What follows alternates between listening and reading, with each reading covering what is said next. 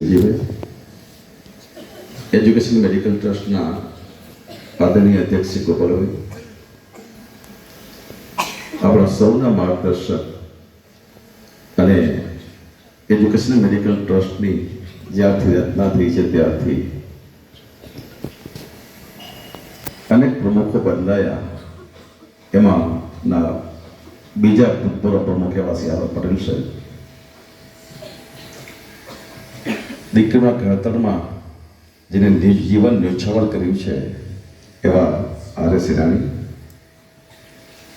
સંસ્થાના ઉપપ્રમુખ શ્રી કેશવભાઈ, મંત્રી શ્રી ધનજીભાઈ, ટ્રસ્ટી શ્રી લક્ષ્મણભાઈ, આ શાળામાંથી વિદાય લેતા એવા લોપાબેન, ટ્રસ્ટી શ્રી કાંતાબેન, કસ્તુરબેન, પ્રીતિબેન, જીવનના ઘડતરમાં આજે જે પોતાનું જીવન શિક્ષણના પાઠ આપી રહ્યા છે એવા વિદ્વાન શિક્ષક મિત્રો, વાલી, વિદ્યાર્થી.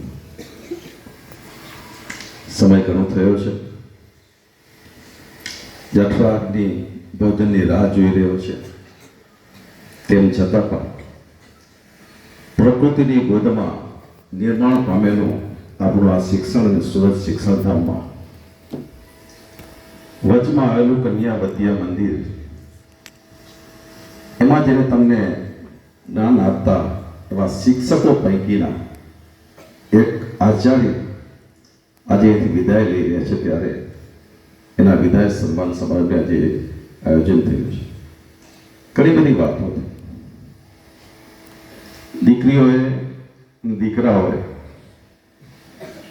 જ્યારે લોપાબેનના વિદાયની જ્યારે કંઈક પ્રતિક ભેટ આપી રહ્યા હતા, કોઈક લખણ આપ્યો, કોઈ કંઈક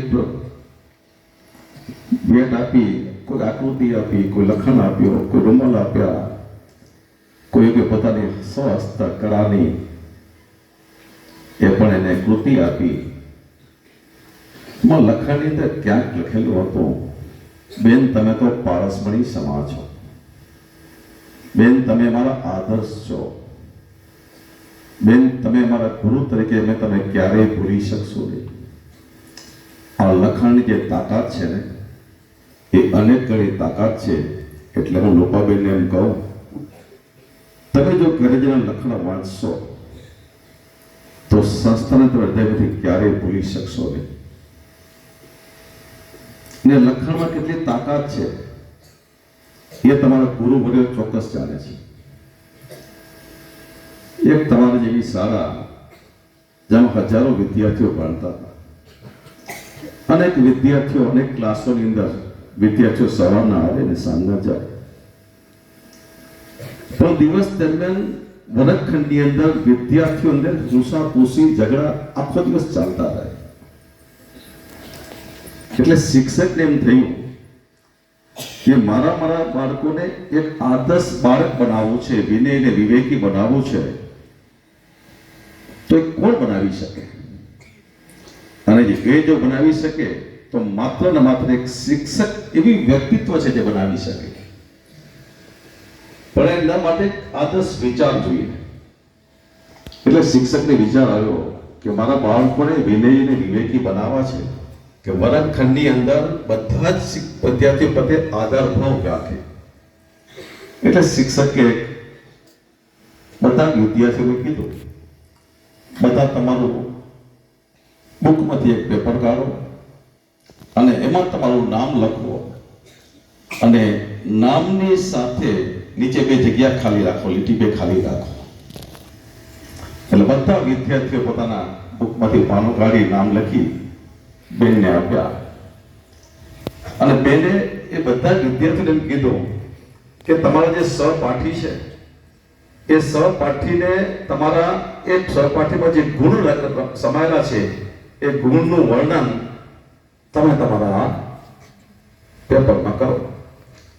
એટલે દરેક વિદ્યાર્થીએ પોતાના સહપાઠીના ગુણોનું અંદર લખાણ કર્યું. લખાણ પછી એ બેનને આપ્યું. જ્યારે બેને એ લખાણ વાંચ્યું ત્યારે દરેક વ્યક્તિ એમાં દરેક સારા ગુણનું લખાણ કર્યું હતું. અને એ લખાણમાં જેના નામની ચિઠ્ઠી હતી એ ચિઠ્ઠી પોતાના વિદ્યાર્થીને આપી.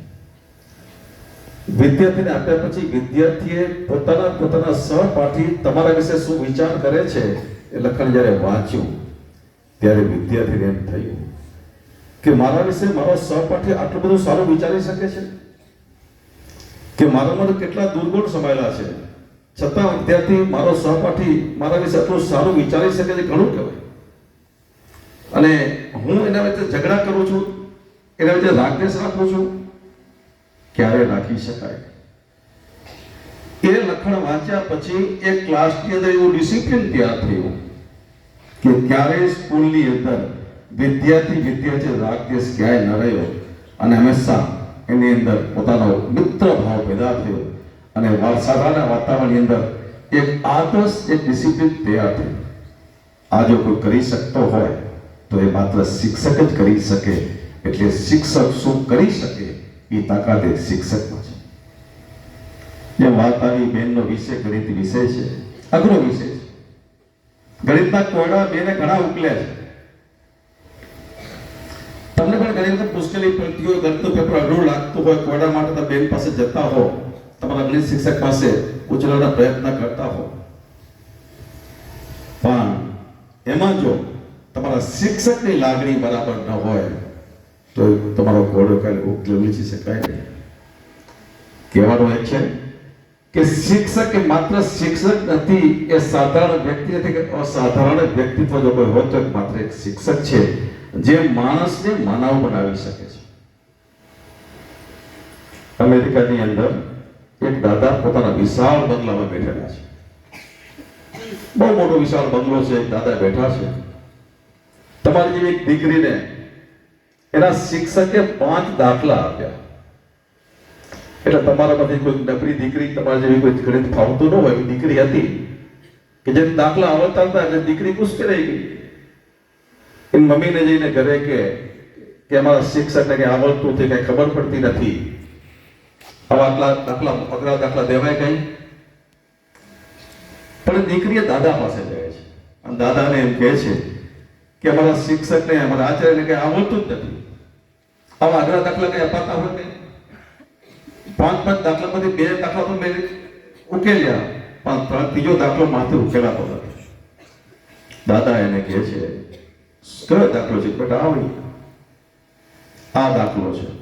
દાદા જુએ છે, વાંચે છે, આમ લઈને જો આમ કરે ને તો થઈ જશે.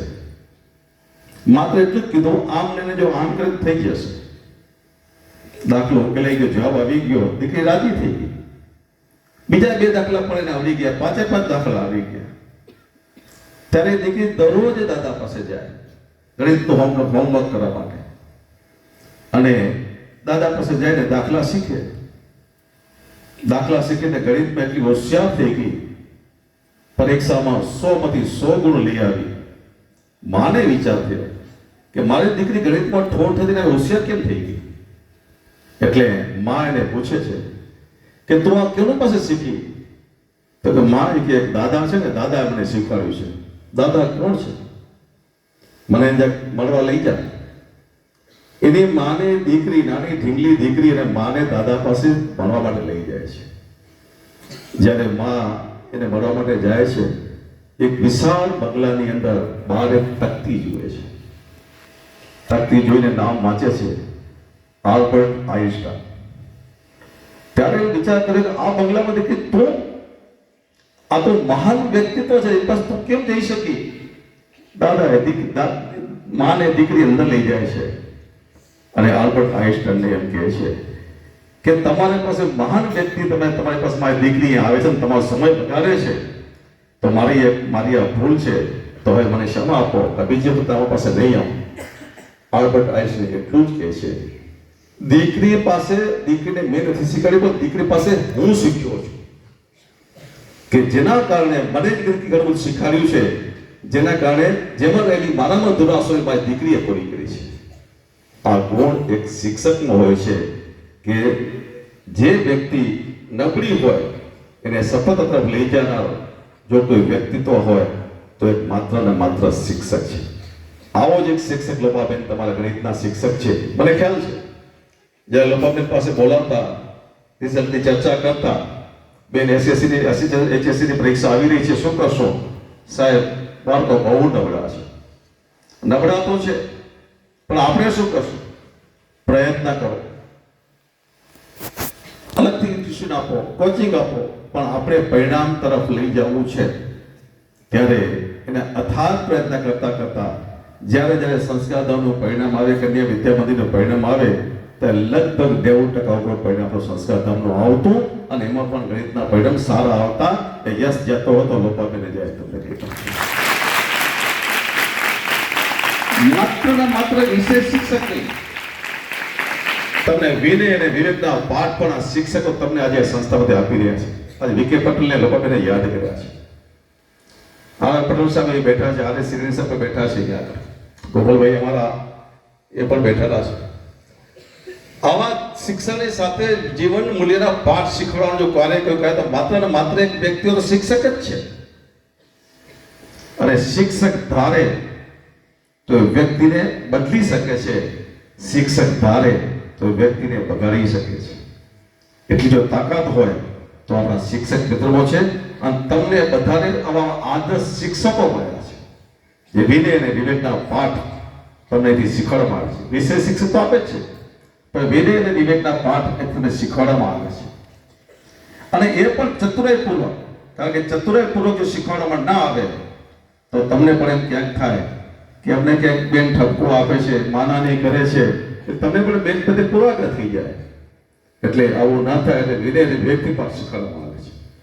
ઘણા બધા જોતા હોય કે શિક્ષક એટલે બહુ કઈ સામાન્ય વ્યક્તિ કહેવાય, પણ શિક્ષક જે કરી શકે છે એ બીજો કોઈ માં કરી શકે અને કઈક શિક્ષક કરી શકે. એક સમયે મોટો પૈસાદાર ઉદ્યોગપતિ એક શિક્ષકને એમ કહે છે, તમે શું કરો છો? તો હું છોકરાને ભણાવું છું. કેટલો પગાર છે? કેટલું મળે છે તમને? બેન કહે છે, જેટલું મને મળે છે એટલું મને સંતોષ છે. આવી કે નોકરી કરાતી હશે, પૈસા મળે એવું કામ કરે. બેનને એક શિક્ષણનો જીવ હોવાને વાસ્તે બેનને વસ્તુમાં ખરાબ લાગી. પૈસાવાળા તમે ગમે એટલા હો, પણ હું જે કાર્ય કરી રહી છું એ બેન શિક્ષિકા બેન હતી, હું જે કાર્ય કરી રહી છું એમાં મને સંતોષ છે. છતાં પણ પૈસાવાળા ભાઈને, ઉદ્યોગપતિને પોતાનો અહમ હતો, ઈગો હતો. એટલે શિક્ષિકા બેને એમ કીધું કે તમે જે કાર્ય કરી રહ્યા છો એનેથી હું અનેક ગણો વિશેષ કાર્ય હું કરી રહી છું. એટલે ઉદ્યોગપતિને એમ થયું કે તમે એવું તો શું કાર્ય કરી રહ્યા? તમે તો એક શિક્ષક છો, શિક્ષિકા છો, છોકરાને ભણાવો છો, શું મોટું કામ કર્યા છો? ત્યારે એ શિક્ષિકા બેન એમ કહે છે કે હું જે કાર્ય કરું છું એ તમે જીવનમાં ક્યારેય નહીં કરી શકો. કદાચ તમે પૈસા કમાતા હો, એટલે સંપત્તિ કમાતા હશો, ઉદ્યોગ ચલાવતા હશો, ફેક્ટરી ચલાવતા હશો, પણ મારા જેવું કાર્ય તમે જિંદગીમાં ક્યારેય નહીં કરી શકો. તો એને ઉદ્યોગપતિને ઉત્સુકતા થઈ, તમે એવું શું કાર્ય કરો છો? એટલે બેન એક પછી કે કામ ગણાવે છે. હું કાર્ય કરું છું એ માણસને માનવ બનાવવું છું. હું કાર્ય કરું છું માણસને કઈ રીતે બોલવું એની સભાનતા હું શીખવાડું છું. હું જે કાર્ય કરું છું એ માણસની અંદર વિવેક અને વિવેક બનાવું છું. હું જે કાર્ય કરું છું આ દેશ જેના પર ચાલી રહ્યો છે વ્યક્તિત્વનું નિર્માણ કરું છું. ને તમારી જે ફેક્ટરી ચાલી રહી છે એની અંદર જેટલા મેનેજરો છે, જેટલા કર્મચારીઓ છે, એનું ઘડતર અમે મારા શિક્ષક જીવનની અંદર અમે કરી રહ્યા છીએ. ત્યારે તમારી ફેક્ટરી ચાલે છે, તમારાથી ક્યારેય કામ થઈ શકે નહીં. એટલે શિક્ષક આ કાર્ય શિક્ષક કરી શકે. અને આવો એક શિક્ષક એ આદર્શ શિક્ષક બની શકે એવો એક આદર્શ શિક્ષક તમારી પાસેથી આજે વિદાય લઈ રહ્યો છે. નાની વાતો નહીં કરું, ઘડિયાળ લખવાનો આગળ જઈ રહ્યો છે. પણ લોપાબેન જ્યારે 1993 આ સંસ્થામાં જોઈન્ટ થયા છે, અમારી સંસ્થામાં પ્રવાહ બદલાતો જાય, ટ્રસ્ટી બદલાતા જાય, પ્રમુખો બદલાતા જાય, તેમ છતાં પણ અવિરત શિક્ષણના પ્રવાહની અંદર તમારા જીવનને ઘડતર કરવાનું કામ આ લોપાબેને કર્યું છે. માત્ર જીવનથી એક સફળ નાવિક તરીકેનું કામ કર્યું છે. કારણ કે 50-50 શિક્ષકોનો સ્ટાફ હોય, એની સાથે જ્યારે સંકલન કરીને કાર્યકરી કરવાની હોય, એક સફળ નાવિકનું કામ છે. એ સફળ નાવિકની જવાબદારી આ લોપાબેને નિભાવી છે. કાંતાબેન હોય, કસ્તુરબેન હોય, વર્તમાન એની દેખરેખ નીચે આ બેન લોપાબેન ઘણું બધું કામ કરતા રહ્યા છે. ત્યારે તમે એક સફળતાની સીડી તમે ચડી રહ્યા છો. એની અંદર માનવનું મૂલ્ય વધારવાનું કામ પણ લોપાબેને કર્યું છે. ત્યારે આ લોપાબેન જે વિદાય લેતા હોય છે ત્યારે જીવનનો એક ક્રમ હોય છે. જે ઉગ્યું તે હાથમે, જે ફૂલ્યું તે કરમાય, એ નિયમ અવિનાશનો જે જોયું તે જાય. સવારનો ઉગેલો સૂર્ય સાંજે પડેલા અસ્ત થઈ જાય, છોડ પર ફૂલેલું પુષ્પ સમયાંતરે કરમાઈ જાય. એ પણ દરેક વ્યક્તિના માનવનો એક ક્રમ હોય છે. શિક્ષક આવે, સમયાંતરે જાય, વિદાય લે, આ ચાલતું રહેવાનું છે. પણ જે સંસ્થાની અંદર જે મૂલ્યનું નિર્માણ કર્યું હોય એને આપણે ક્યારેય વિસરી શકીએ નહીં. આવું મૂલ્યનું નિર્માણ દીકરીઓ તમારા જીવન ઘડતરમાં કર્યું છે. એવા લોકોને જ્યારે વિદાય લઈ રહે છે ત્યારે આવતું ભવિષ્ય અને જીવન આપણે પ્રભુ પાસે એટલી જ પ્રાર્થના કરીએ કે હજુ પણ તમે તનથી જુદા થયા છો, પણ મનથી આ સંસ્થાની સાથે કાયમ તમે જોડાયેલા રહેજો. હવે પછીનું તમારું જીવન પ્રભુ સુખ અને શાંતિની સાથે તમારું તંદુરસ્તી બક્ષે અને તમે જેટલા ભવિષ્યના સ્વપ્નો સેવ્યા હોય એ બધા તમારા સ્વપ્ન સાકાર થાય એવું પ્રભુ પ્રાર્થના સાથે આભાર. ધન્યવાદ.